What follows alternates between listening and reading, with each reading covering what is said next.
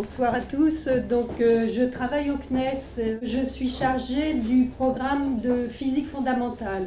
LISA Pathfinder et LISA sont à cheval entre les deux thèmes. Et donc le thème de physique fondamentale en fait s'intéresse à l'étude de la gravitation. La gravitation, c'est une des interactions fondamentales qui est toute petite mais qui a des effets considérables comme on va pouvoir le voir. Et donc la physique fondamentale cherche à tester la théorie qui décrit la gravitation, donc la théorie d'Einstein et tous ses dérivés, enfin les théories métriques.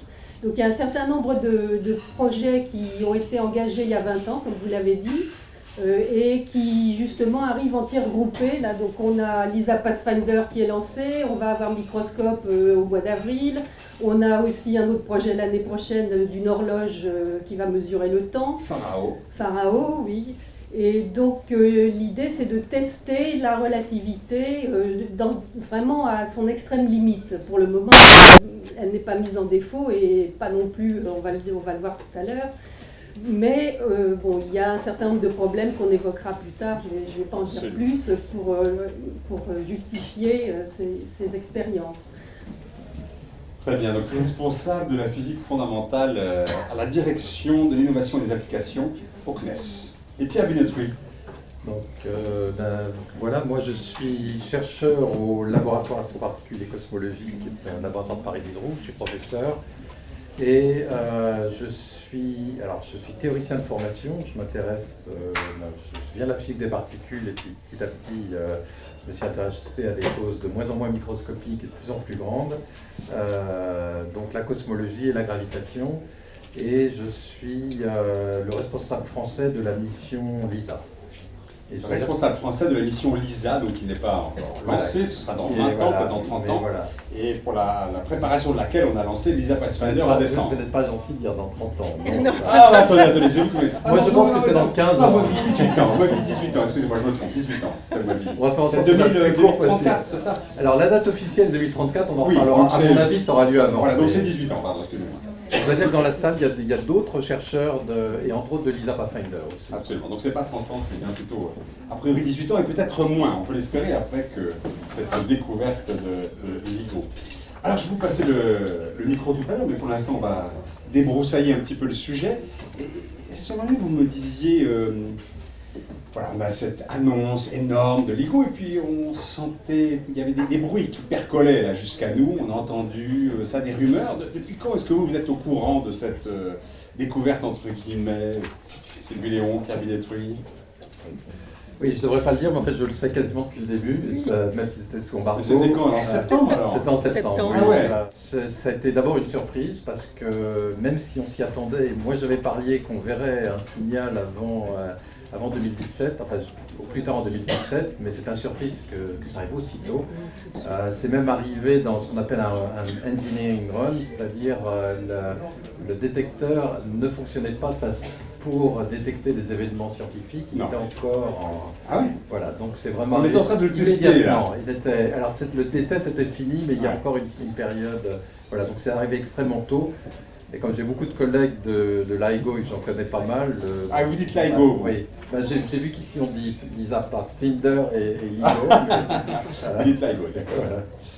Ok. Et alors quand vous avez appris ça, vous vous souvenez où vous étiez, comment vous l'avez appris, qui vous l'a appris?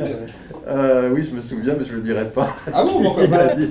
Ah bon, parce qu'il n'a pas le droit? Non, il n'avait pas le droit de le dire. Non, mais d'un autre côté, je veux dire, c'est effectivement très important aussi pour la mission spatiale et c'est aussi une des raisons pour lesquelles finalement l'information nous est arrivée assez vite. Parce que vous êtes concerné, vous, avec LISA. Voilà. Parce que si LIGO fonctionne, qu'est-ce que ça signifie pour votre... Enfin, fonctionne, découvre des ondes gravitationnelles, qu'est-ce que ça signifie pour LISA et LISA Pathfinder? Alors, les ondes gravitationnelles, on savait que ça existait normalement, puisqu'en fait, il y a même un prix Nobel qui a été donné pour ceci.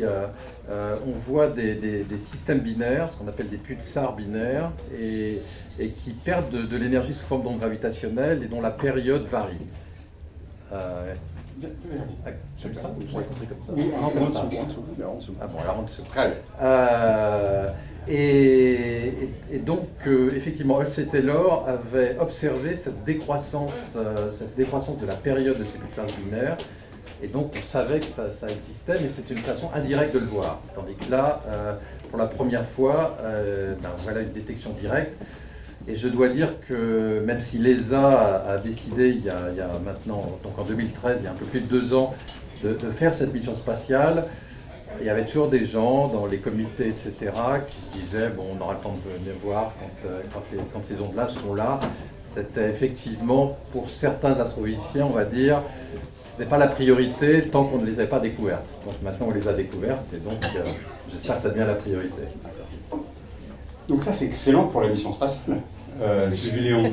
On en a vu plus que, enfin des plus gros, des signaux plus gros et visiblement avec des sources plus nombreuses que ce qu'on imaginait. Et donc évidemment ça va être quelque chose, un accélérateur pour cette mission LISA.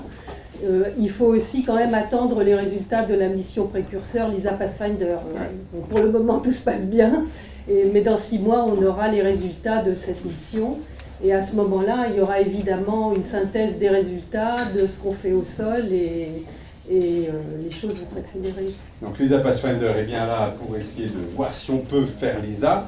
Si dans 6 mois on a des résultats positifs, là vous irez, j'imagine, voir vos ministres de l'espace ou que sais-je. Vous irez voir le CNES ira voir le ministre, alors dire allez, là il faut y aller. Oui, alors c'est une mission de l'Agence spatiale européenne, donc le CNES a une voix forte. Tout va se passer au niveau européen. Il se trouve que cette année, il y a une conférence de l'ESA au niveau ministériel, ça tombe bien, au mois d'octobre. Donc peut-être, on peut toujours rêver. C'est les ministres de l'espace qui se regroupent une fois tous les 2 ans, si je me trompe pas. Tous les 4 ans. Ouais, d'accord. Et qui donc, décident du budget de l'ESA pour les 4 années qui suivent. Normalement, on va décider du lancement d'Ariane 6, entre autres choses. Oui, il y aura certainement des sujets plus importants. Ah, bah c'est pas mal quand même. Parce qu'un LISA, ça coûte quand même 1 milliard, quelque chose comme ça, 1 milliard d'euros. Alors l'ISA, c'est ce qu'on appelle une mission large de l'ESA. Donc c'est calassé comme les t-shirts à l'ESA pour les missions. Donc il y a les missions small, les missions medium, les missions larges. Ça correspond à des niveaux de financement. Et effectivement, les missions larges sont des missions qui font 1 milliard d'euros. C'est ça, on est de l'ordre de 1 milliard d'euros. Donc des missions comme par exemple la mission Rosetta, on appelait ça pierre angulaire à l'époque, ou des missions comme la future mission de JUICE qui va aller explorer Jupiter et ses satellites. Donc là, ce sont des missions effectivement qu'on prépare pendant un certain nombre d'années. On sait depuis Newton que l'univers dans ses plus grandes dimensions est mu par la gravité. Alors moi je dis toujours c'est un accident parce qu'on a des yeux. Quand on a commencé à faire des instruments, on a essayé de faire mieux que les yeux, donc la lunette de Galilée, et puis après on est allé dans d'autres domaines de longueur d'onde ou de fréquence des ondes électromagnétiques. Mais en fait, donc pour la première fois, on va voir l'univers avec les ondes de la gravité, qui est cette même gravité qui est quand même le moteur de l'univers dans ses plus grandes dimensions. Donc ça change un petit peu, ça change les choses. Ça change les choses d'un point de vue de l'astrophysique. On va voir le moteur même, c'est ça que ça veut dire. Oui, c'est ça. On va voir les effets du moteur même. Et quand on reviendra sur l'événement qui a été observé, c'est frappant de voir comme vraiment, on voit vraiment très distinctement un certain nombre de faits qui paraissent de la science-fiction totale. Voilà. Donc c'est ça qui s'ouvre aujourd'hui. Et donc, effectivement, alors on va voir toutes sortes de choses.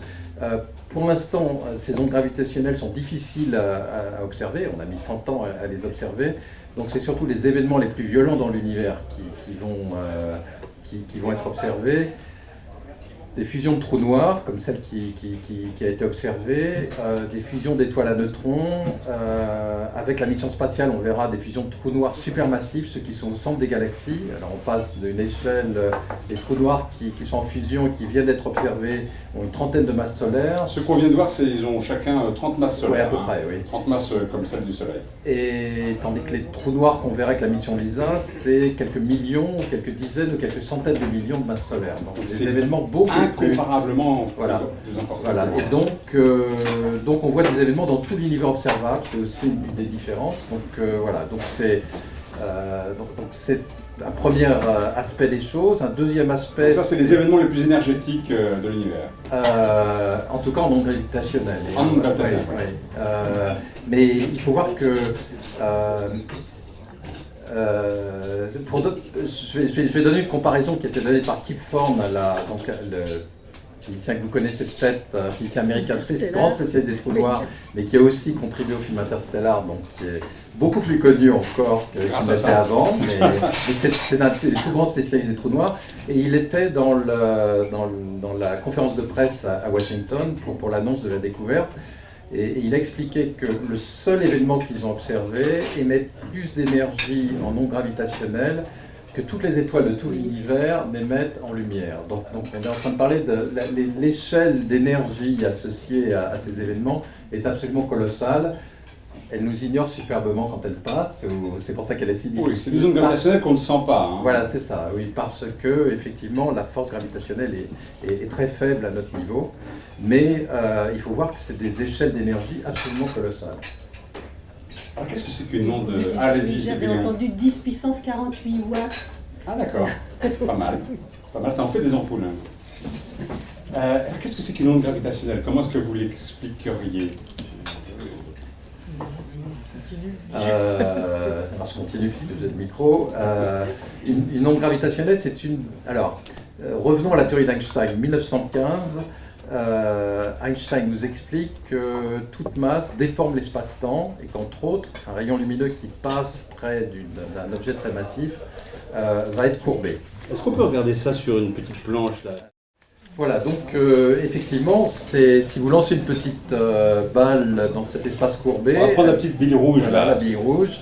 Eh bien, si elle passe près de la grande déformation, vous voyez avec la bille jaune-grise, eh bien, elle ne va pas se propager en ligne droite, mais en ligne courbée. Elle suit ce qu'on appelle une géodésique. C'est le plus court chemin entre deux points qui n'est plus une droite. Et donc la conclusion, c'est que les rayons lumineux qui suivent aussi le plus court chemin sont courbés. Donc les rayons lumineux sont aussi courbés, sont également courbés par la présence d'un corps massif. Oui. Et c'est un signe que l'espace-temps est courbé en fait, puisque Einstein avait réuni l'espace et le temps avec sa théorie de la relativité restreinte, et d'un seul coup, il va plus loin, en 1915, il explique que l'espace-temps est courbé par la masse, et donc les rayons lumineux se déplacent, au moins quand ils passent près d'une masse, sont courbés. Alors là, c'est ce qu'on voit, hein. Cette espèce de maillage, c'est l'espace-temps. Hein. On voit qu'il est effectivement courbé en la présence de corps et de masse. Et alors, en 1919, coup de théâtre, on observe une éclipse et on voit que pendant l'éclipse, on voit des étoiles qui sont derrière le Soleil, alors qu'elles devraient être complètement occultées. Et donc c'est ça qui a démarré la légende d'Einstein. Ça fait les grands titres des journaux comme la découverte plus récente. D'un seul coup, cette théorie que personne n'était censé comprendre, qui prédit quelque chose de complètement étonnant, qui est que les rayons lumineux sont courbés par la masse, eh bien cette théorie-là est vérifiée par l'observation juste 4 ans après la théorie. 4 ans après, 1919, on a une preuve observationnelle de l'existence de ce que disait Einstein, à savoir la courbure de l'espace-temps.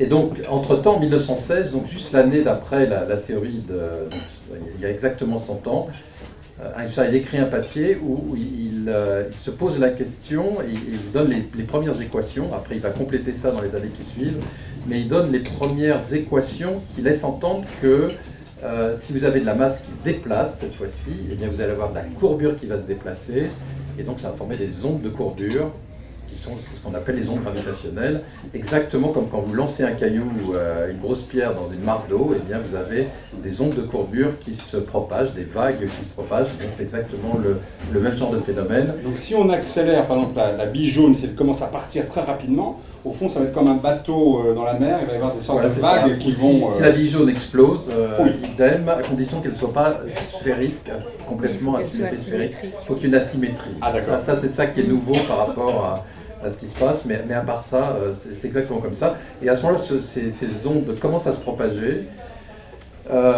Et comme la force de gravité est relativement faible, eh bien, elles sont difficiles à détecter, mais par contre, elles sont peu atténuées par ce qu'elles rencontrent, et donc, voilà, et donc elles continuent leur chemin comme ça à travers tout l'univers. Est-ce que c'est l'information de la gravitationnelle qui est propagée par ces ondes? C'est vraiment l'information de l'explosion qui a eu lieu. Oui, oui. Ouais. C'est vraiment qui se propage à peu près sans déformation, sauf qu'elle diminue en intensité au fur et à mesure parce que l'information se propage sur des surfaces de plus en plus grandes, mais elle diminue moins que les ondes lumineuses. Mais elle est encodée là-dedans toute l'information de ce qui s'est passé à la source. Est encodé là-dedans, dans cette onde, tout ce qui s'est passé à la source. Oui. C'est-à-dire que si je reçois une onde gravitationnelle, je suis capable de dire un certain nombre de choses sur ce qui s'est passé à la source. C'est exactement ce qu'on montrait. Et bon, voilà, c'est exactement ce qui. On va en revenir sur l'événement qui est observé. Ouais. C'est exactement ça qui se passe. Alors en page 8, on a la fusion de trous noirs. Donc en haut à droite, on a des trous noirs. C'est une vue d'artiste. Hein. C'est une manière de représenter les C'est choses. une simulation, ça. C'est une simulation, Oui, c'est ça. Ouais. simulation. Ouais, ouais. Parce que les trous noirs, on n'en a pas vu. Alors les trous noirs, on en a vu avec la lumière parce que... alors deux mots peut-être sur les trous noirs. Les trous noirs, qui sont des prédictions aussi de la relativité générale, c'est pas une prédiction auquel croyait Einstein, mais tout le monde peut se tromper. Il avait raison, enfin il se trompait en ayant raison. Enfin, Oui. D'accord. Mais donc ce sont des objets qui sont tellement massifs et tellement compacts que dans leur voisinage, ils attirent toute matière et toute lumière, mais uniquement dans leur voisinage. Donc leur force d'attraction gravitationnelle est gigantesque, parce qu'ils ont une densité, une masse et une densité énorme. Et donc ils sont entourés d'une surface qui est une surface fictive d'une certaine façon, qu'on appelle l'horizon. Et en fait c'est ça qui est plus ou moins... Donc ce que vous voyez par exemple dans la simulation... on va en revenir, ouais. Non, même sur cette page-là, les taches noires, c'est en fait le trou noir, c'est l'horizon du trou noir, enfin de deux trous noirs, puisque... donc ça veut dire que vous pouvez tout à fait orbiter autour du trou noir tant que vous ne franchissez pas cette limite-là. Si vous la franchissez, vous ne pourrez pas revenir nous expliquer ce que vous avez vu. D'accord. Vous me donniez au téléphone, vous me donniez l'image de la cascade.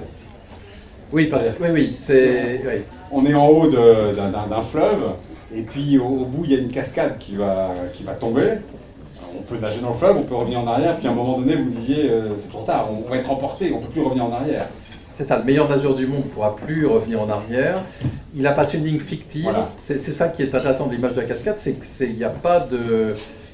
bon, ici vous voyez quelque chose de tout noir, mais si vous baladez dans l'univers, il ne va pas y avoir un si. Alors peut-être que dans le cas de la rivière, il y aura peut-être marqué attention danger, mais là il n'y a rien qui vous indique ça.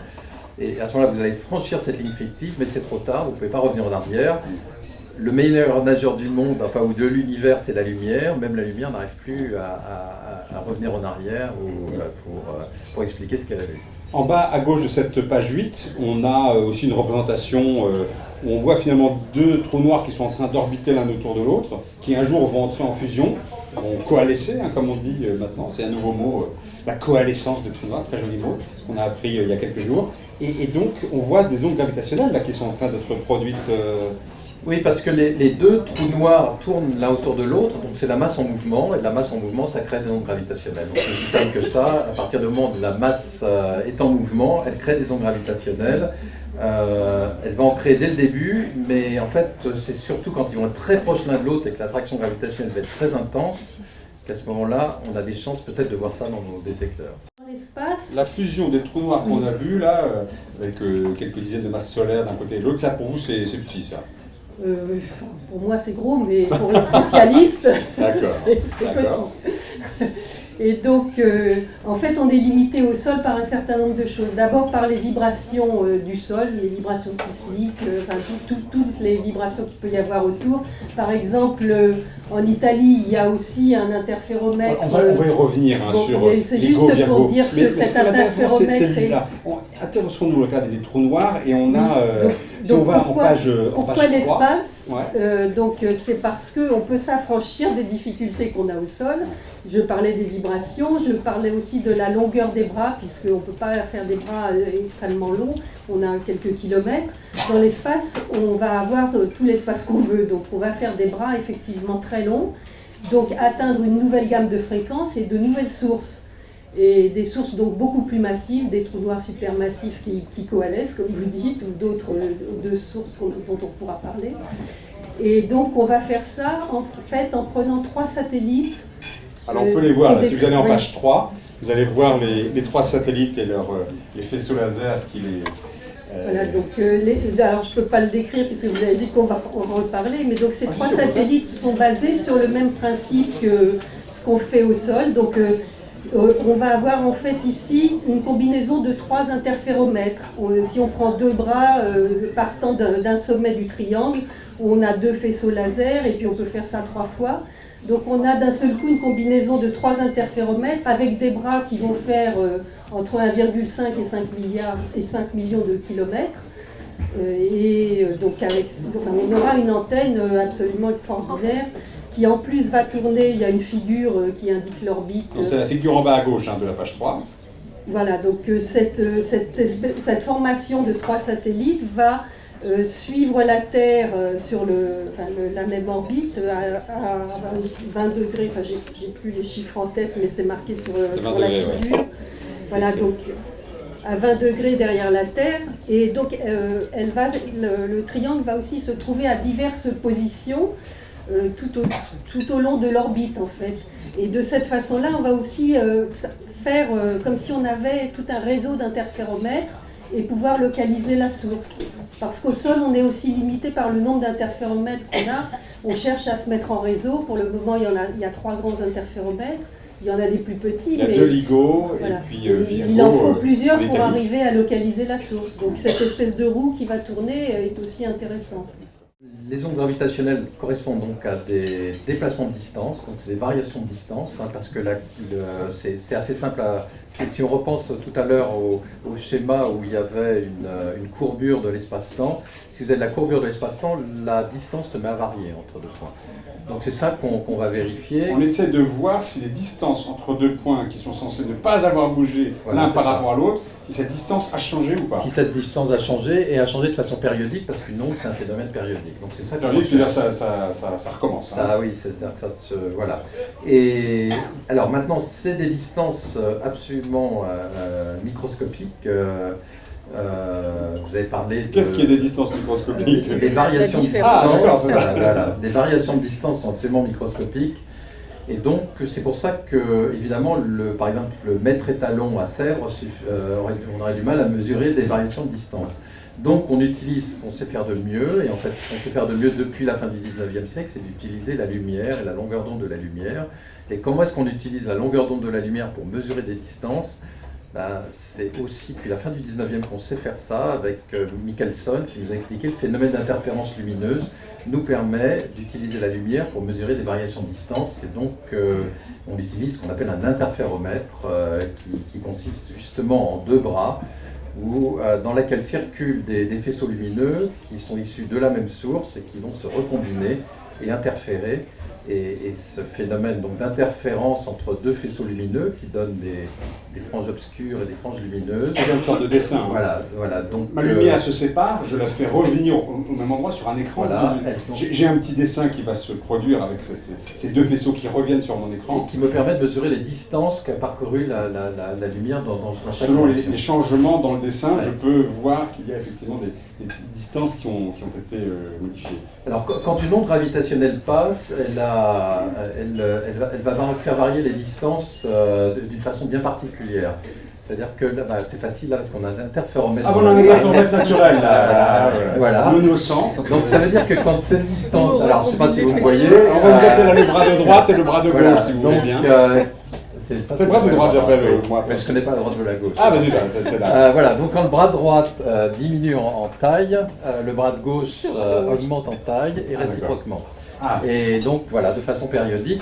Donc c'est un mouvement très particulier. Quand il y a une onde gravitationnelle qui passe. Donc quand il y a une onde gravitationnelle qui passe, et donc si l'onde gravitationnelle passe à travers l'interféromètre, l'un des bras de l'interféromètre va avoir une taille un peu plus petite, pendant que l'autre augmente de taille, et puis juste une période plus loin, ça va être plus tard, ça va être exactement l'inverse. Donc c'est ce genre de mouvement qu'on essaye d'observer. Et là, on a le meilleur, je dirais, étalon de distance qu'on puisse avoir, qui est la lumière, la longueur d'onde de la lumière. Et donc c'est ça qui permet d'arriver à des distances, des variations de distance extrêmement faibles. Alors mon faisceau, là, le laser, il va atteindre quelque chose comme 5 millions de kilomètres. Ouais. S'il y a une onde gravitationnelle qui passe, mon faisceau va se contracter ou s'agrandir de combien? Alors, attention, c'est pas le faisceau. C'est pas le faisceau. On cherche à faire varier des objets matériels. Donc en fait, c'est des masses qui sont à l'intérieur des satellites. On y reviendra parce que c'est le principe de la mission d'ESA Pathfinder. Mais en fait, il y a des masses à l'intérieur des satellites et ce qu'on mesure, c'est les variations de distance entre ces masses. Donc à l'intérieur de chaque satellite, en fait, il y a même plusieurs masses, mais admettons qu'il n'y en ait qu'une. Et ce qu'on mesure, c'est les variations de distance entre deux masses. Et c'est ça qui... Et donc en utilisant la lumière qui se réfléchit sur ces masses. Ça, j'ai compris. Ok. Et les Oui, je vous en prie. masses doivent être en chute libre parfaite. Donc c'est ça qui va aussi imposer certaines contraintes à la fois au sol et dans les. Alors ce qu'on appelle être en chute libre, c'est en fait être soumise uniquement à la gravitation. Voilà, être soumis uniquement à la gravitation.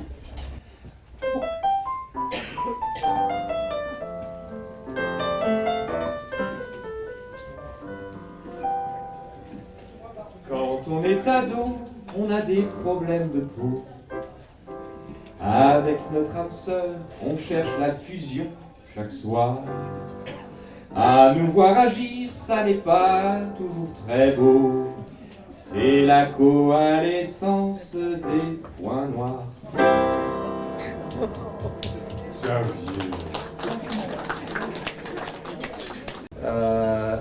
Einstein nous a expliqué que l'univers est courbé par la matière. Ensuite, ces ondes gravitationnelles sont des déformations de courbure. Donc en fait, il faut vraiment voir l'espace-temps. Donc on est dans l'espace-temps, hein, l'espace-temps comme un milieu élastique. Pendant longtemps, on imaginait l'espace et le temps comme des choses différentes et un petit peu comme un quadrillage. Et en fait, c'est un milieu élastique et c'est ça qu'il va falloir, si vous voulez, un petit peu intégrer. L'événement qui est observé par l'expérience LIGO, c'est exactement ça. Il y a 1,3 milliard d'années, il y a deux trous noirs qui sont entrés en fusion. Ils ont déformé l'espace-temps autour d'eux. Cette déformation-là s'est propagée jusqu'à nous et nous l'observons exactement telle qu'elle s'est produite. Et ça ressemble vraiment à la science-fiction. Et je peux vous dire que même en ayant travaillé depuis des années là-dessus, il faut se pincer pour imaginer que c'est comme ça que ça se passe, mais c'est vraiment ça. Alors je ne sais pas si je vous vois fixer... Non, tout à fait. C'était effectivement, l'un des trous noirs faisait 29 masses solaires et l'autre 36 masses solaires, et ensemble ils ont fabriqué un trou noir de 62 masses solaires. Et c'était effectivement il y a plus d'1 milliard d'années que ça s'est fait. Voilà, c'est ça. Et donc on pourra tout à l'heure regarder le signal, et on lit dans le signal les deux trous noirs qui tournent l'un autour de l'autre, les deux trous noirs qui plongent l'un vers l'autre, les deux trous noirs dont les horizons se touchent. Ensuite, ça forme, dès que les horizons se touchent, il n'y a plus qu'un seul trou noir, mais avec un horizon un peu biscornu, vous imaginez. Et on devrait voir, alors c'est pas encore complètement clair là sur les événements qu'ils ont vus, mais on devrait voir après cet horizon qui se met à osciller et à redevenir un bel horizon sphérique. Donc tout ça, c'est assez remarquable. Ces trois satellites vont être à des millions de kilomètres les uns des autres. On cherche à mesurer des choses extraordinairement fines de l'ordre de la taille d'un atome. Donc il faut que ces trois appareils bougent de façon extrêmement coordonnée et de façon extrêmement fine. Comment est-ce qu'on fait? Il y a des tas de perturbations. On a la pression de radiation du soleil, la lumière du soleil qui vient taper sur ces objets. Il y a beaucoup de problèmes là. Comment est-ce qu'on fait? Voilà, alors effectivement, c'est pour ça qu'on fait une mission précurseur aussi, pour tester l'ESA Pathfinder. l'ESA Pathfinder, pour tester les technologies qui vont être nécessaires. Donc dans l'ESA, c'est donc une constellation ou une formation de 3 satellites en triangle. On voit ça en page 3, oui. Voilà. Et donc le monsieur demandait comment on faisait. En fait, ce ne sont pas tout à fait les satellites qu'il faut maintenir, mais les masses d'épreuves qui sont à l'intérieur. Et donc le satellite qui est autour de ces masses d'épreuves va justement servir à les maintenir uniquement soumises à la gravitation, donc suivant une géodésique dont on a parlé tout à l'heure. Donc une trajectoire. Ouais. Voilà, éviter toutes les perturbations qu'il peut y avoir. Donc sur ce satellite, il va y avoir... J'ai bien compris, les satellites peuvent légèrement bouger. Ce qui compte, c'est les masses d'épreuves qui sont à l'intérieur, qui, elles, doivent être soumises que à la gravitation. Voilà, et donc le satellite sert de protection de ces masses. À toutes les influences, parce qu'il y a beaucoup d'influences. Voilà, alors de toutes les influences, donc les influences de la pression de radiation, comme vous avez dit, des micrométéorites. La pression de radiation, c'est donc juste la lumière du soleil, hein, c'est des photons qui viennent, ça n'a pas de masse un photon, mais ça... Vous connaissez les radiomètres, là, Ah ouais, avec une face noire ou une face qui réfléchit, mais ça ça se met à tourner, donc ouais, ça envoie de l'énergie il y a une quand même. certaine pression. Absolument. Sur ces satellites, on va mettre des micropropulseurs qui vont avoir une toute petite poussée, des micronewtons en fait, comme un flocon de neige qui tomberait dans le vide. Et ça a la même poussée qu'un flocon de neige, c'est ça que vous êtes en train de me dire? Oui, ah, à peu près, mais ça marche en continu pour contrer justement toutes ces forces extérieures. En continu, ça crachote en permanence. Ça crachote, je ne sais pas combien de fois par, j'ai lu par 10 seconde. fois par seconde. Oui, à peu près, oui. Ouais. Enfin, je dis en continu, mais de façon suffisamment rapprochée. Et donc, ça va compenser en fait les forces de surface qui vont impacter le satellite et permettre que les masses restent flottant uniquement sous l'effet de la gravitation. Et donc, on va mesurer en fait le passage de ce faisceau laser d'une masse à l'autre. Sur l'ISA Pathfinder, ça sera un peu plus simple qu'ici, puisque là, donc on va avoir un certain angle. Donc le triangle va un petit peu se déformer. Et effectivement, sur le pointage, il va y avoir 2 télescopes dans chaque satellite. Il va y avoir un système quand même pour maintenir l'angle entre les 2 satellites. Sur l'ISA Pathfinder, on n'aura pas ce problème puisqu'on le considère... En fait, sur l'ISA Pathfinder, je peux peut-être le dire maintenant, on fait une expérience pour voir justement si on peut maintenir ces 2 masses de la façon dont on a décrite. Donc on va s'intéresser aux 2 masses et au trajet du faisceau lumineux avec l'interféromètre entre ces 2 masses. Et au lieu de prendre 1 million ou 5 millions de kilomètres, on va raccourcir le bras et mettre les 2 masses et un petit bras de 35, je crois que c'est 35 cm, dans un même satellite. Si je peux résumer, c'est le satellite qui encaisse les coups. Ah oui, c'est-à-dire que voilà, donc c'est lui qui prend tout et dès que donc il encaisse un coup, il y a une petite perturbation qui pousse dans un sens. Et en fait, lui, il regarde toujours sa position par rapport à la masse qui est au milieu. Ah oui. Et à ce moment-là, d'un seul coup, il voit la masse qui se rapproche dangereusement. La masse est dans une cage. Alors la masse, c'est 4,6 cm. Hein. Voilà, et c'est tout petit. Voilà, et dans une cage qui l'entoure avec des électrodes. Et donc on les mesure permanemment. Les bords sont à 4 mm de la masse. Et donc dès qu'il sent que la masse se rapproche d'un des bords, en fait c'est parce que c'est lui qui est en train de bouger. Ouais. Et à ce moment-là, il utilise ses micropropulseurs pour se repositionner. Donc c'est lui qui vraiment casse les coups. Et donc le but de l'ISA Pathfinder, c'est de vérifier si c'est bien comme ça que ça marche, si c'est bien. Et puis peut-être un autre point, parce que souvent c'est quelque chose que même les physiciens ont du mal à comprendre. On n'est pas en train de... Donc on ne mesure pas au picomètre près la distance entre 2 satellites. En fait, cette distance, elle varie. On dit que la constellation respire, c'est-à-dire quand elle tourne autour du Soleil, la distance varie.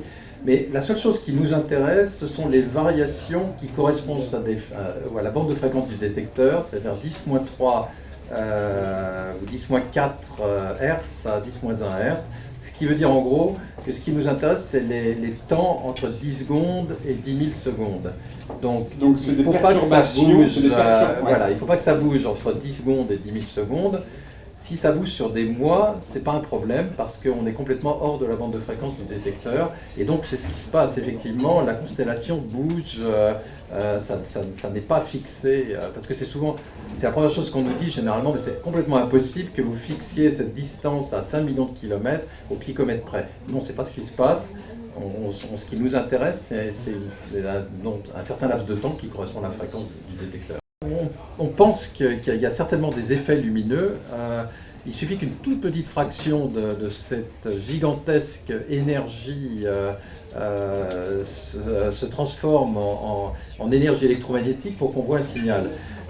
Et entre autres, par exemple, la coloration de la LIGO, je pense que c'est pour ça qu'il y a eu des fuites, a demandé à toutes les collaborations, toutes les expériences qui regardaient le ciel dans la direction de l'événement, s'ils avaient vu quelque chose.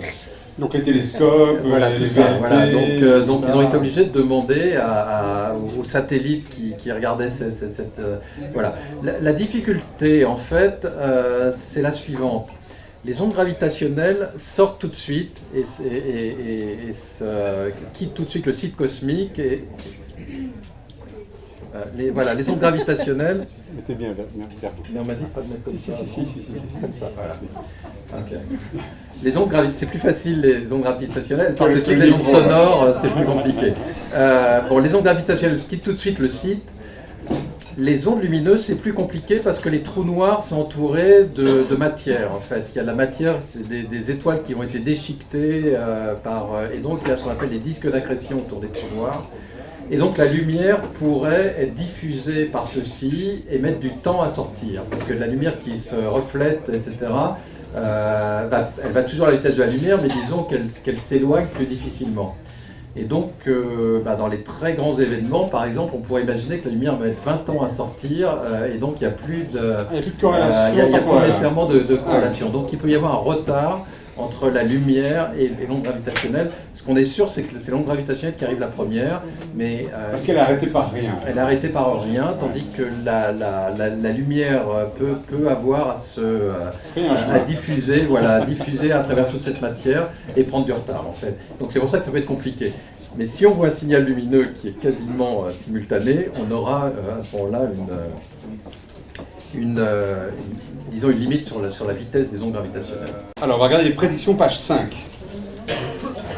Donc ça, ce sont des années de calcul qui ont permis donc on pourrait y revenir, mais donc vous commencez à voir les trous noirs qui tournent l'un autour de l'autre, et comme ils perdent de l'énergie sous forme d'ondes gravitationnelles, eh bien ils vont se rapprocher, ils vont tourner de plus en plus vite. Alors on les voit très bien là, les trous noirs, hein. Ce sont les boules là, qui sont en train de tourner. Voilà, c'est les dessins qui sont en haut, et c'est ce qui s'appelle une spirale.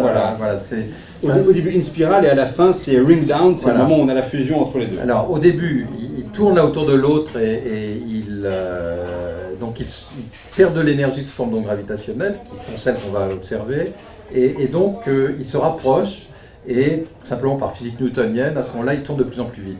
Il se trouve que la fréquence des ondes gravitationnelles est directement reliée à la fréquence de rotation, ce qui est d'une certaine façon normal, puisque c'est ce mouvement-là qui crée les ondes gravitationnelles. Alors ils vont se rapprocher énormément jusqu'à ce que leur trou noir se touche, et à ce moment-là vous avez la genre d'oscillation très rapide. Donc c'est l'oscillation rouge qu'on voit en dessous, la noire et rouge. Ce qui s'appelle merger en anglais, ce qui veut dire fusion. Alors on a de la chance parce que pendant des années on ne savait pas calculer ça. Les Américains, dans la fin des années 90, ont même créé ce qu'ils appelaient le grand défi, the Grand Challenge, et ont mis beaucoup de moyens pour essayer de calculer ça. Alors, la raison pour laquelle c'est difficile, c'est qu'à ce moment-là, vous avez les deux trous noirs qui sont très très près l'un de l'autre. Et si vous avez vu le film Interstellar, vous avez vu que près de l'horizon d'un trou noir, la gravitation devient très forte. Et alors, on ne sait plus calculer, en fait. Donc, on est obligé de calculer ça de façon numérique. Et pendant longtemps, on était incapable de calculer ça de façon numérique, simplement parce qu'il fallait des ordinateurs beaucoup trop puissants par rapport à ce qu'on avait. Et puis en 2005, un premier physicien a commencé avec un certain nombre de nouvelles méthodes théoriques, a commencé à montrer qu'il était capable de calculer ça, et puis les ordinateurs avaient probablement augmenté en puissance. Et puis très vite, plein d'équipes dans le monde ont réussi à calculer donc, les ondes prédites au moment de la fusion. Donc vous voyez les oscillations, les grandes oscillations là. Et puis alors après, il n'y a plus qu'un trou noir, il y a eu fusion, mais son horizon est encore un peu complexe puisqu'il est formé des deux horizons, et donc il y a des oscillations, et on est capable aussi de prédire ces oscillations-là. Et donc ça, c'est les petits zigouillis qui est à la fin, là, Et puis à la fin, il n'y a plus qu'un trou noir avec un bel horizon bien régulier. Et donc dans ce cas, le système n'émet plus d'ondes gravitationnelles. Alors voilà, donc ça c'est la prédiction, c'est des années de calcul et vous voyez, donc avoir réussi à finalement ce grand défi, à le résoudre. Alors maintenant, la page suivante, la page 6, vous avez le signal. Alors on va bien comprendre, ouais, page 6. Alors regardez d'abord à droite, puisque le signal a été vu par 2 détecteurs. Parce que d'abord, LIGO est constitué de 2 détecteurs différents. 2 interféromètres, un en Louisiane, un dans l'état de Washington, à 3000 km de distance. Et tous les 2 ont vu le signal. Alors, tous les 2 ont vu un signal. Ouais. Ça, c'est ce qu'il y a en haut, le signal. Donc, vous avez à droite le premier signal qui est observé, c'est celui qui est en bleu. Et à gauche, celui qui est observé 7 millisecondes après, c'est en rouge. Alors, pourquoi 7 millisecondes? C'est parce qu'il y a une distance et la lumière met à peu près, si elle est horizontale, elle mettrait 10 millisecondes. Et là, bon, elle en met un tout petit peu moins, parce qu'elle probablement elle est arrivée un petit peu de biais. Alors vous voyez tout de suite, si vous comparez les deux, et en fait pour vous, ils ont fait la comparaison, ils ont remis la courbe rouge sur la courbe bleue. C'est ce qu'on voit en haut à droite, hein. On a la superposition des 2 courbes, donc de Livingstone et de Hanford. À 7 millisecondes, donc ils ont recalé ça à 7 millisecondes près.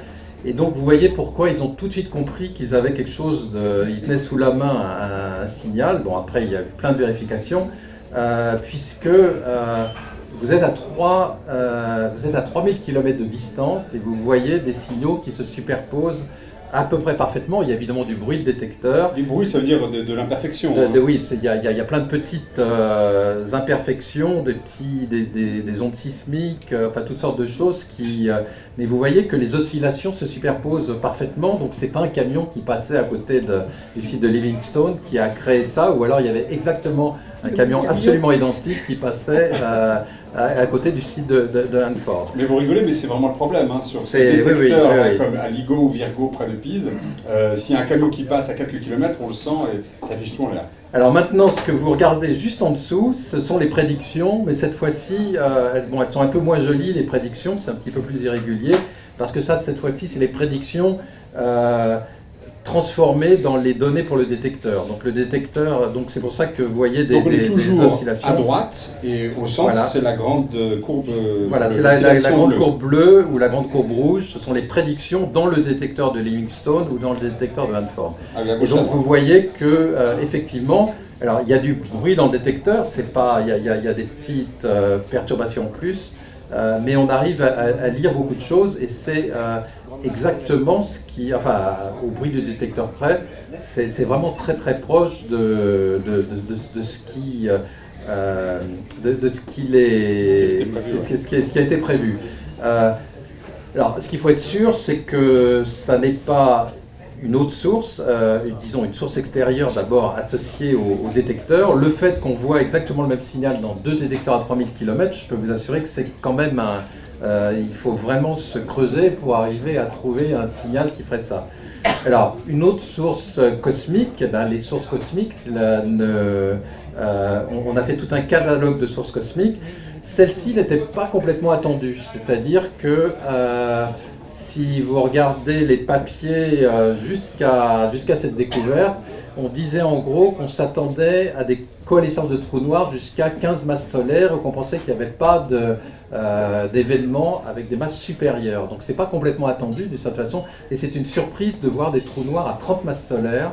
On ne s'attendait pas à des trous noirs aussi massifs. Alors donc voilà, déjà une première... Donc voilà, donc c'est un premier étonnement. Un premier étonnement. Mais donc vous voyez que vous pouvez suivre toute l'histoire de la fusion, c'est ça que je disais tout à l'heure, ce qui est complètement fascinant, c'est que vous pouvez vraiment, rappelez-vous ce que je vous ai dit, ou revenez à la page 5, vous pouvez voir les 2 trous noirs qui s'approchent l'un de l'autre dans le signal, vous pouvez voir le fameux signal de fusion, et on peut espérer, alors c'est pas tout à fait clair effectivement, et pour l'instant, mais on devrait pouvoir, quand ils vont avoir plus de précision sur la détection, sur les détecteurs, même voir les oscillations de l'horizon, les oscillations finales. Pour l'instant, c'est pas convaincant complètement, puisque c'est de l'ordre du bruit de fond du détecteur. Alors, il y a quand même d'autres mystères. C'est, ok, on a le signal de la fusion de deux trous noirs, mais comment, dans ce signal, êtes-vous capable de dire que l'un faisait 29 masses solaires et que l'autre 36? Alors, Parce que normalement, le signal, il est mélangé, c'est l'ensemble des deux, là, que vous voyez. non, non. Non. Non, puisqu'on voit d'abord les deux trous noirs jusqu'à la fusion, on voit les deux trous noirs qui sont séparés. Donc c'est en analysant tout ce signal-là qu'on arrive, alors non seulement à connaître les masses des deux trous noirs initiaux, à des erreurs près, hein. Bien sûr, puisqu'il y a du bruit, donc on dit 26 et 29 et 36, c'est à des incertitudes près, mais on arrive à mesurer ces masses, on arrive à mesurer la masse totale, la masse donc du trou noir final, ça c'est dans le signal de fusion, et on arrive même à mesurer le moment angulaire, puisqu'en fait un trou noir, on voit dans cet ensemble-là, on voit que le trou noir final est en fait un trou noir en rotation, ce qu'on appelle un trou noir de Kerr, et on arrive à mesurer le moment angulaire du trou noir. Donc en fait, on lit tout ça. Peut-être juste pour vous donner une indication, la masse totale de ce système, on l'obtient très très facilement, simplement en regardant la façon dont la fréquence, vous voyez que la fréquence du signal augmente quand on s'approche de la fusion. C'est ce qu'on appelle le phénomène de chirp, du gazouillement, c'est-à-dire que c'est comme si on se transformait ça en onde sonore, ça ferait quelque chose du genre comme un gazouillis d'oiseau un petit peu, et c'est juste en mesurant cette augmentation de fréquence qu'on arrive à savoir que la masse globale est de l'ordre de 60 fois la masse du Soleil. Oui, c'est ça.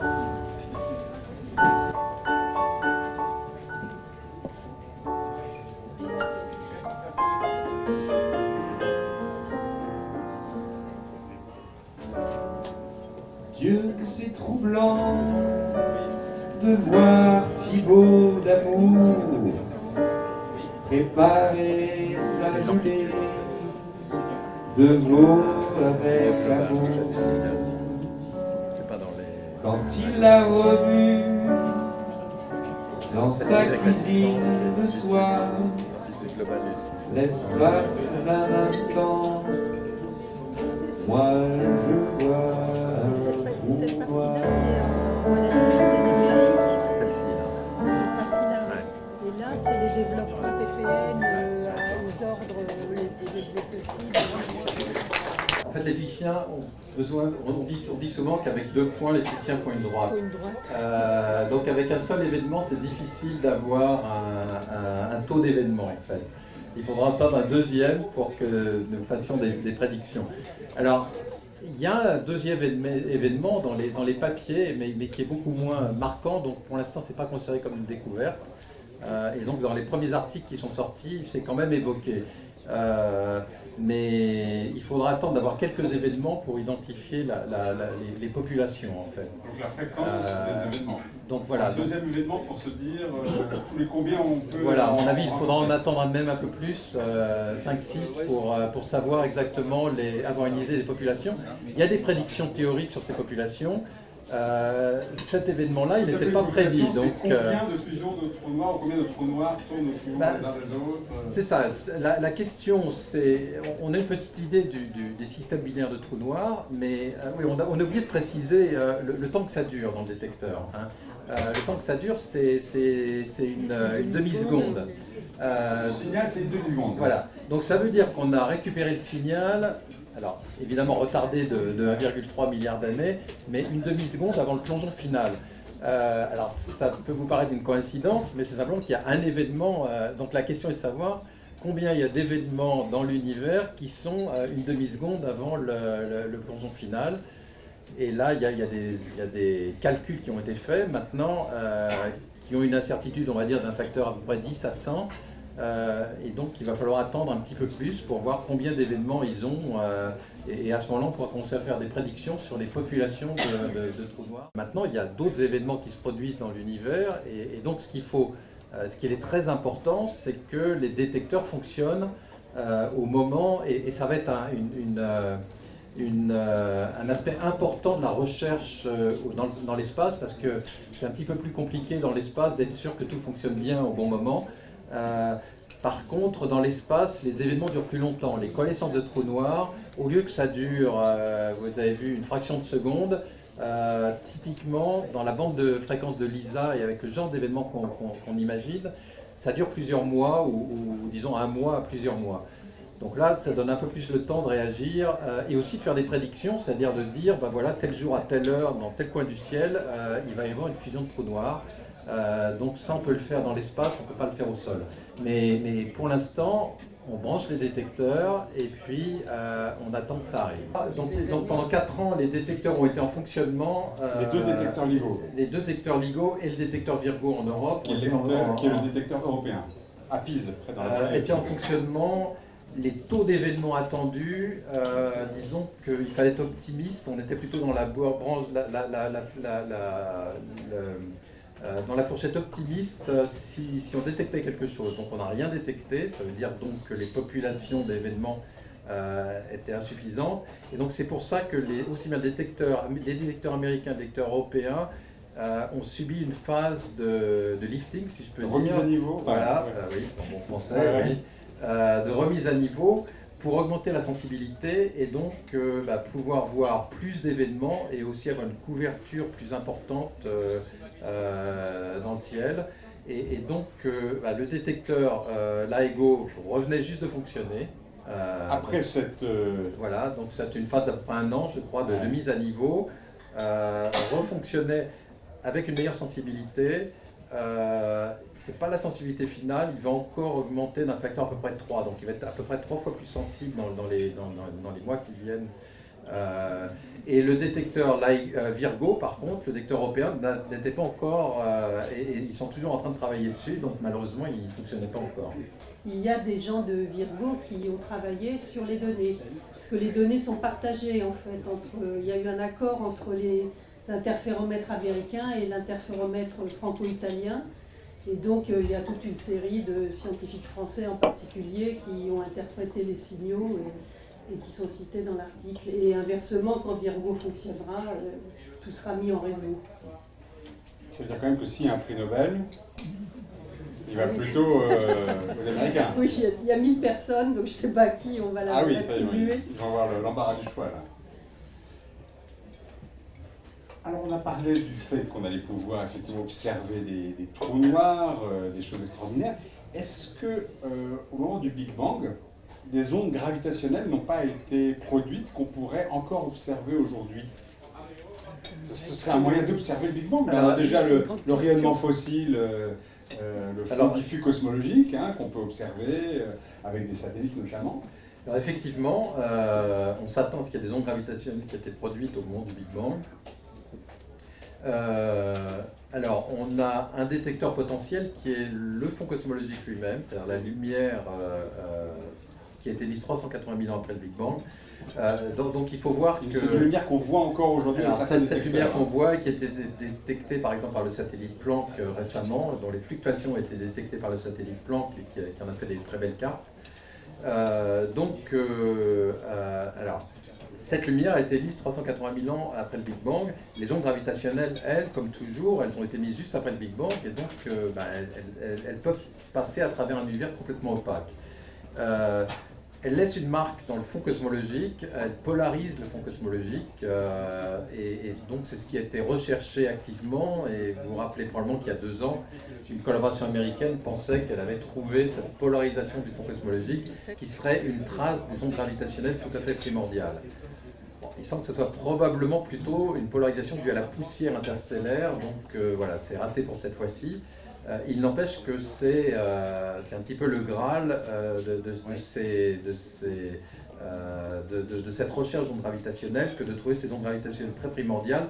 Alors, la question c'est... Parce qu'on avait un satellite pour voir le fond cosmologique, cette lumière qui a été émise il y a 380 000 ans après le Big Bang, et on voulait voir l'effet que les ondes gravitationnelles qui était émise au début du Big Bang, l'effet Voilà. que ces ondes gravitationnelles avaient produites sur le fond cosmologique. Exactement. Et maintenant, on a des détecteurs à ondes gravitationnelles. Alors, donc est-ce qu'on pourrait pas voir directement ces ondes gravitationnelles produites alors au moment du Big à Bang? terme, on devrait les voir. La question est de savoir c'est si les détecteurs qu'on considère à l'heure actuelle sont assez sensibles. Dans le modèle standard de la cosmologie, on est encore à des sensibilités beaucoup trop bien insuffisantes pour voir ce fond d'onde gravitationnelle primordial. Maintenant, ça dépend un petit peu de l'histoire de l'univers, et donc si l'histoire de l'univers n'est pas exactement ce qu'on pense dans le modèle, je dirais, standard cosmologique, on pourrait les voir avec LIGO, ou avec Virgo, ou avec LISA, donc c'est aussi quelque chose... Alors qu'est-ce qu'on verrait là?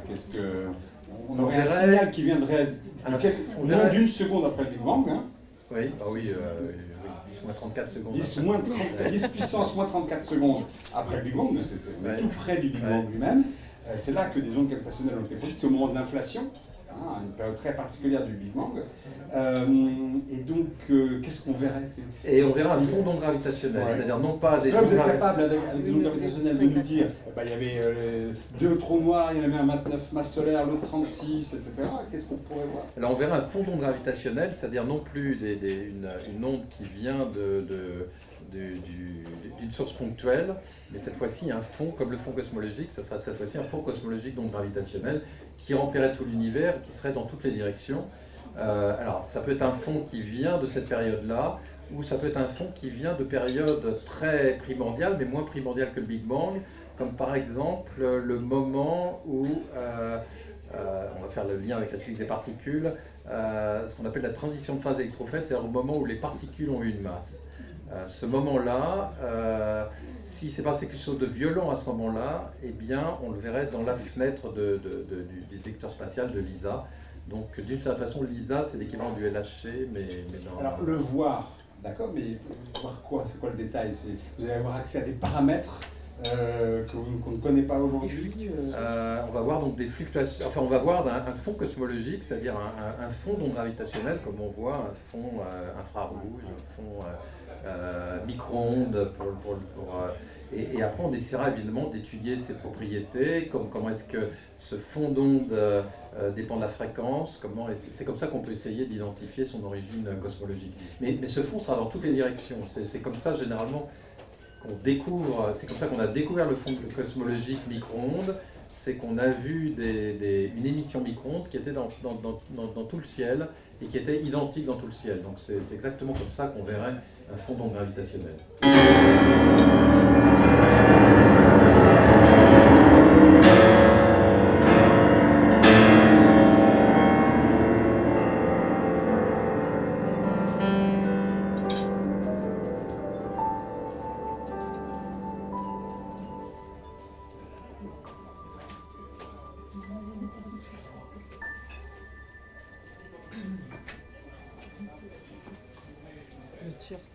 Ça, c'était le Big Bang, je crois.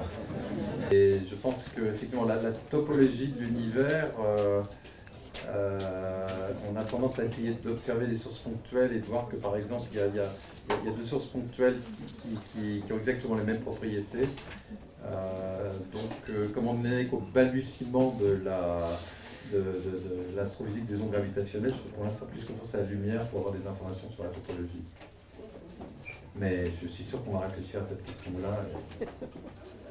Alors, elle diminue en intensité, effectivement, ces ondes gravitationnelles, mais simplement comme l'inverse de la distance. Donc, moins rapidement que des ondes électromagnétiques qui varient qui se répercutent sur une surface et qui varient comme l'inverse de la distance au carré. Donc, ça diminue. C'est aussi pour ça que les interféromètres terrestres qui ont une certaine sensibilité ne voient que jusqu'à une certaine distance, en gros 200 mégaparsecs pour les sources les plus communes. C'est parce que effectivement, quand on s'éloigne, eh bien l'amplitude de l'onde, c'est-à-dire en fait l'amplitude du déplacement, donc va diminuer. Par contre, elle ne perd pas d'énergie, c'est simplement que l'énergie se répercute sur une plus grande région, et donc elle ne s'atténue pas par contre. Donc à part cet effet en l'inverse de la distance, il n'y a pas de l'équivalent des frottements, etc., comme il peut y avoir sur les ondes à la surface d'un liquide, où très vite ça va s'atténuer, en partie aussi parce qu'il y a le frottement liquide associé à la force de cohésion du liquide. Ici, ça ne perd quasiment pas d'énergie, elle se répartit sur une plus grande, évidemment, un plus grand volume, mais ça ne perd pas d'énergie, il n'y a pas de dissipation. C'est pour ça qu'elles arrivent en ayant toujours encodé en elles toute l'information du départ, en fait. On peut regarder page 4 peut-être, parce que là on voit les détecteurs de Ranford et de Livingstone. Page 4, c'est celle-ci. Oui, voilà, c'est celle-là. Donc là, vous voyez les deux bras, donc avec la partie centrale, donc à l'intersection de ces deux bras. Donc le laser va émettre dans les deux directions et va être réfléchi de chaque côté et revenir au centre, et on va superposer donc pour avoir les interférences, les faisceaux qui se recombinent au centre. Et donc cette longueur fait plusieurs kilomètres. Et là aussi, il doit y avoir donc des cavités à un endroit sur le faisceau qui permettent de rallonger la longueur. Et on voit des tubes qui sont donc des tubes mis sous vide pour éviter toutes les perturbations. Donc là aussi, c'est assez complexe de maintenir le vide sur des longueurs si longues. On a l'échelle de ces tubes. En haut à gauche, on voit des voitures à côté du tube, donc on peut tenir tout à fait debout. Moi, je suis allé à Pise, à Virgo, et on peut y circuler à vélo, même dans ces tubes. Et donc là, les miroirs, en fait, les faisceaux se réfléchissent sur des miroirs qui aussi doivent être isolés. Donc ils sont suspendus sur de grands pendules avec plusieurs niveaux d'atténuation. Isoler des vibrations. Isoler des vibrations, des différentes sources de vibrations. Et c'est là qu'il y a eu des améliorations, en particulier pour augmenter la sensibilité. Donc de temps en temps, on arrête l'interféromètre, on améliore les choses, le miroir et d'autres éléments. Et c'est vrai que sur Virgo, bon, c'est dommage, il y a eu une course. Virgo va redémarrer dans le courant de l'année, vers le mois de septembre. Et on espère aussi qu'il y aura ce genre de détection miraculeuse. Peut-être un complément sur la taille des détecteurs, parce qu'en fait c'est directement relié à la taille du site cosmique qui crée les ondes gravitationnelles. Je vais reprendre juste l'exemple de la pierre que vous envoyez dans une mare. Réfléchissez 2 secondes imaginez que vous faites ça. La distance entre 2 crêtes de vagues, les vagues que ça va créer, est à peu près de la taille de la pierre. Si vous envoyez un petit gravier, vous allez avoir des vaguelettes qui sont donc ce qu'on appelle la longueur d'onde, est directement reliée à la taille de la déformation, donc la taille de la pierre. Et maintenant, si vous voulez détecter ces vagues, eh bien, vous allez avoir nécessairement un détecteur qui ne doit pas être trop petit par rapport à la taille des vagues, cette longueur d'onde, ni trop grand, parce que s'il est trop grand, vous n'allez rien voir. S'il est trop petit, vous n'allez rien voir non plus. Donc ça veut dire, en gros, si vous reprenez cet exemple juste de jeter une pierre dans l'eau, eh bien, le détecteur doit être de l'ordre de la taille de la pierre que vous avez lancée. Ben, c'est exactement ça qui se passe, c'est-à-dire que les détecteurs terrestres vont typiquement détecter des sources d'ondes gravitationnelles dans des sites cosmiques qui sont de l'ordre de quelques milliers de kilomètres. Alors en fait, ils se débrouillent, ils n'ont pas besoin de ces milliers de kilomètres parce qu'ils font refaire le faisceau comme la fait des allers-retours. Et au contraire, les sites cosmiques qui correspondent aux détecteurs spatials sont plutôt des sites cosmiques de quelques millions ou quelques dizaines de millions de kilomètres. Et donc, vous voyez pourquoi ça correspond vraiment à des éléments très différents en fait. Quand vous disiez, au téléphone, vous nous disiez, voilà, on a besoin pour détecter des vaguelettes, on a besoin d'avoir un tout petit flotteur sur la mer. Si vous avez un gros flotteur, il n'y a rien du tout. Et à l'inverse, si vous voulez détecter une énorme vague qui se propage extraordinairement lentement, là, si vous avez un tout petit flotteur, il ne va rien voir non plus. Exactement. Donc voilà, ça veut bien dire quand même qu'on a des petits détecteurs au sol et de grands détecteurs dans l'espace. Ça veut dire que les deux sont complémentaires, c'est-à-dire qu'avec les petits détecteurs au sol, on va voir un certain type d'événements qui sont des petits événements, et que les grands détecteurs dans l'espace vont voir des grands événements. Oui, c'est exactement ça, c'est-à-dire que par exemple, au point de vue fusion de trous noirs, les petits événements, c'est des mauviettes de trous noirs de 30 masses solaires. Les grands événements, c'est des trous noirs de quelques millions, quelques dizaines de millions de masses solaires.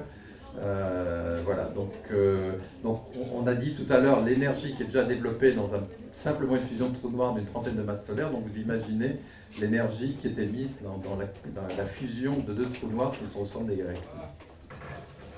Est-ce qu'on peut s'intéresser une seconde à Lisa Pathfinder? Donc c'est quand même lui qui a été lancé en décembre dernier et puis qui donne le titre de notre mardi d'espace. On n'en a encore quasiment pas parlé. Je voudrais qu'on le voit là en première page.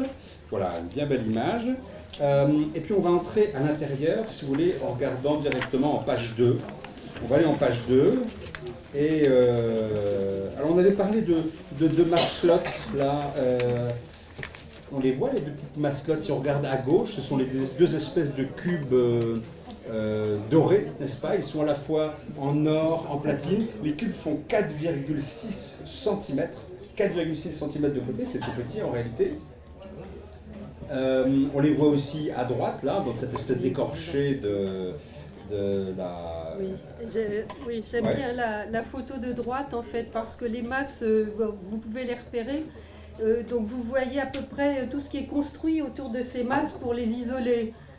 Donc les masses font à peu près 4 cm et tout le reste du satellite est là pour protéger ces masses. Donc il y a différentes parties. Donc les 2 masses doivent être en chute libre, donc elles sont placées dans une cage qu'on voit à gauche, qui est une cage avec des forces électrostatiques qui va permettre de les maintenir, de les positionner. Elles sont aussi dans une enceinte à vide qui est construite autour de cette cage. Et donc il va y avoir un moment, d'ailleurs c'est déjà fait dans la mission Lisa Pathfinder, où on va ouvrir au vide. En fait, il y a un branchement sur le vide spatial. Et aujourd'hui, ces masses ont été lâchées, donc elles sont tenues, on ne le voit pas sur le dessin. Attendez, vous dites ça comme ça. Attendez, aujourd'hui, c'est vraiment aujourd'hui. Voilà. C'est aujourd'hui, voilà. Donc un Alors, jour ce qu'il faut bien fatidique. comprendre, c'est que ces masses, on a compris, elles sont extraordinairement fines, elles ont une masse extrêmement précise, c'est à la fois de l'or et du platine, il ne faut pas que ce soit des masses qui se magnétisent facilement, parce que sinon elles vont être attirées, enfin bref, tout ça est extrêmement précis. Et puis évidemment, au décollage, tout ça, ça vibre énormément. Alors, il fallait les maintenir. Il fallait les maintenir, ces masses. Oui, d'ailleurs, ça a l'air très simple, mais en fait, ça a posé des problèmes mécaniques. Donc, ces masses doivent supporter des chocs au lancement qui sont assez importants. Donc, elles sont tenues aux 4 coins par des petits picots. Et elles sont également tenues au centre. On voit un tout petit trou dans la masse au centre d'une face. Il y a la même chose de l'autre côté.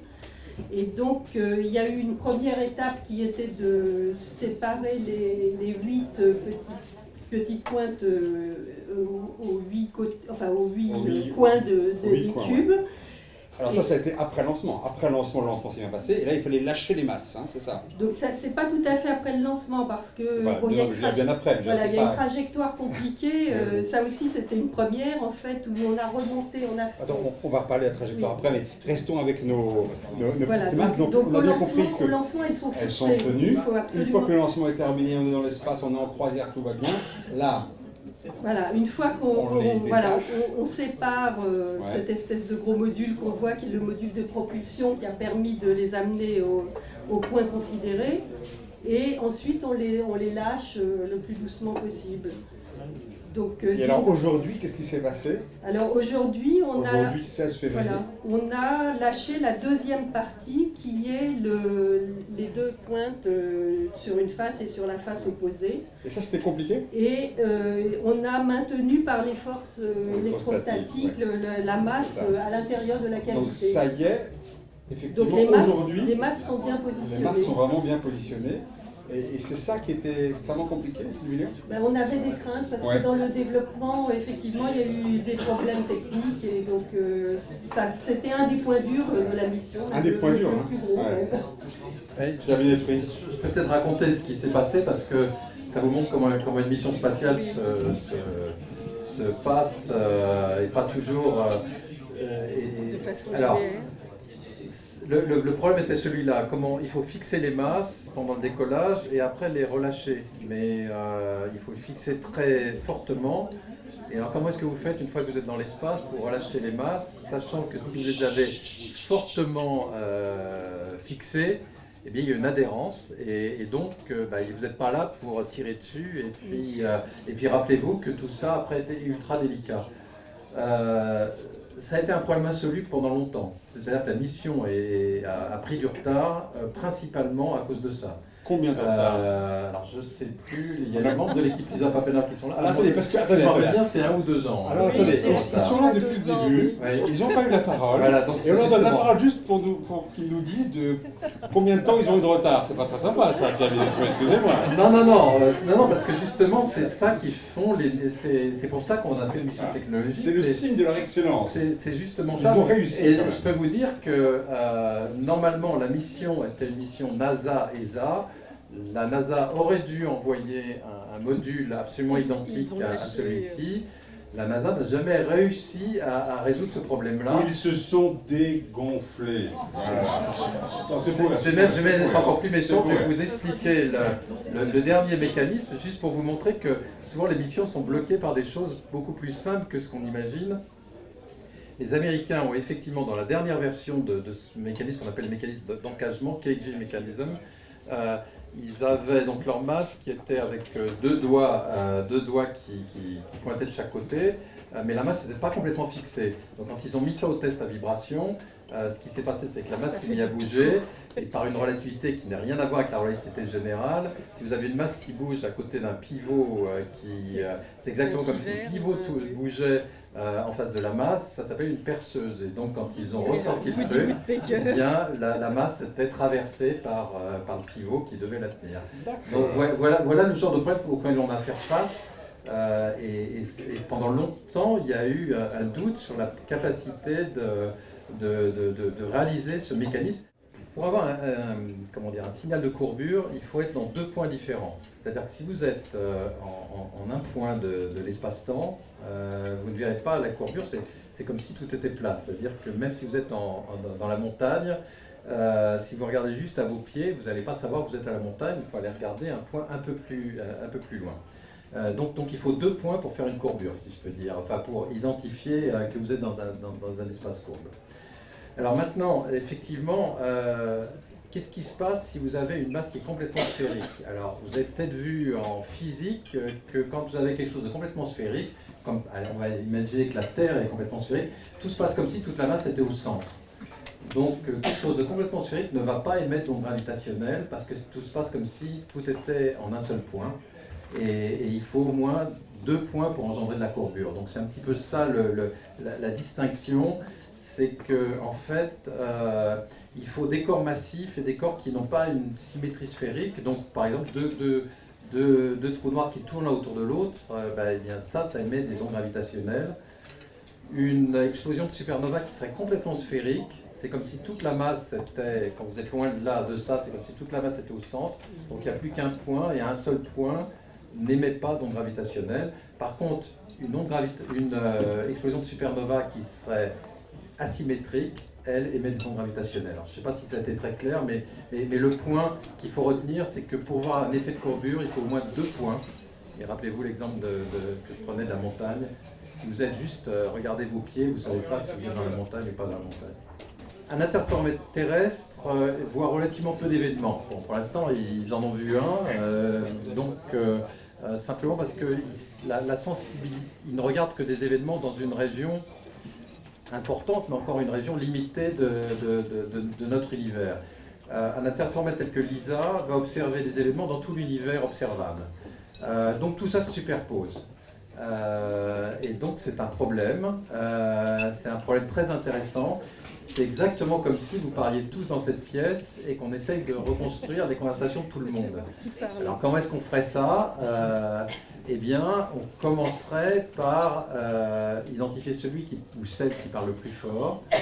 Là, c'est vous, là. Comment? Là, c'est vous. Ouais, voilà, c'est moi. Donc on va prendre ce que je dis. Ensuite, on va le soustraire Et puis ainsi de suite, et de plus en plus on va aller vers, et à la fin on espère avoir la personne qui parle le plus doucement.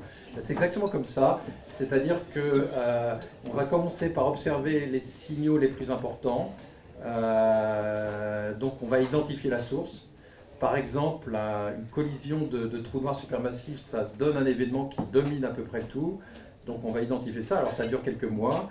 On va le soustraire, et puis après, on va comme ça aller vers des sources de plus en plus, qui émettent de moins en moins fort, si vous voulez. Et on a, alors, pendant longtemps, on disait, mais c'est pas possible, etc. Et donc, on a fait ce qu'on appelle des data challenges, des défis d'analyse des données.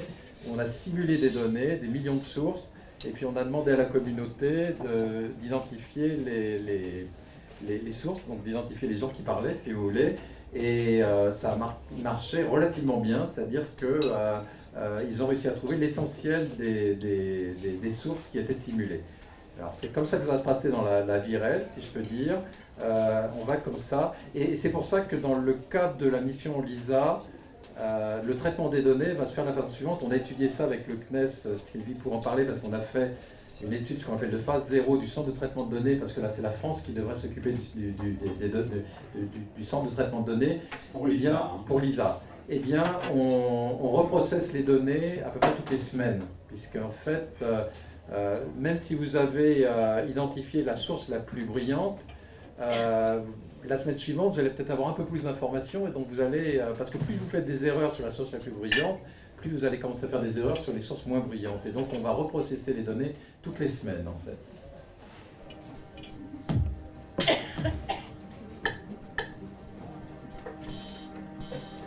Comment relâcher les masses dans l'espace? Comment sauver notre face sans que ça casse?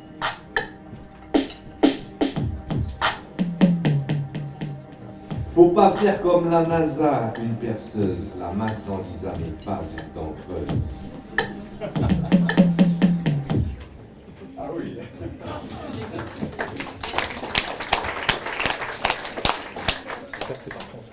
Même si vous avez un rayon laser ultra collimé, 5 millions de kilomètres plus loin, il a, je crois, une diamètre d'à peu près 20 km. Ah, 20 km. Donc, le dessin est légèrement voilà, trompeur, donc, voilà, celui d'artiste. Donc ça pose un problème, c'est qu'à ce moment-là, si vous... donc on ne l'avait pas évoqué jusqu'à maintenant, mais si vous reflétez ça, ça va rediverger encore, et donc il ne va pas vous rester beaucoup de photons quand ils reviennent après avoir fait un aller-retour de donc, 10 millions de kilomètres. Alors en fait, c'est pour ça que dans la mission LISA, on récupère l'onde avec, donc, qui s'est beaucoup donc, étalée, si on peut dire. On récupère le fond d'onde et en fait, on ne va pas la réfléchir, on va réémettre une onde qui a une phase qui est bloquée sur la phase de l'onde reçue. Donc c'est un nouveau faisceau laser qu'on envoie en sens inverse, mais dont la phase est telle que elle est exactement... C'est une copie conforme, on va dire, de l'onde lumineuse que vous avez reçue.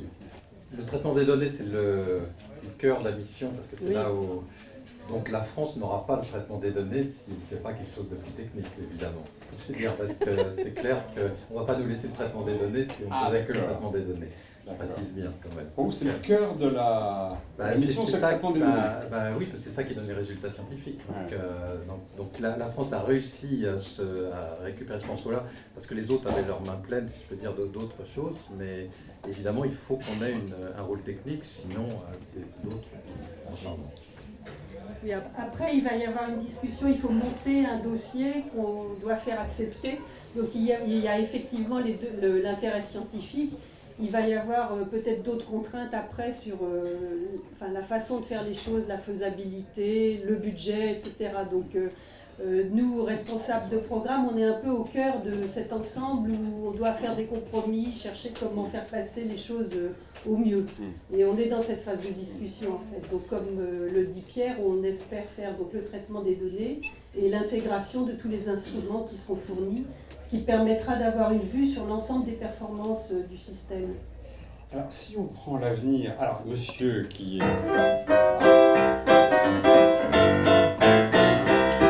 Elisa, Elisa, Elisa, c'est un programme fou. Elisa, Elisa, Elisa, pour que toi, moi, nous puissions découvrir enfin de l'univers les confins.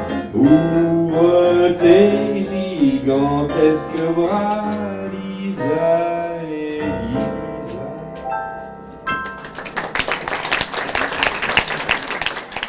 Donc on a retransmis toutes les conférences de presse de tous les sites, la LSF, le CNRS. On a fait de la com comme on a pu, sur le site du CNES. Et aujourd'hui... Et donc il y a des gens ici qui y ont participé.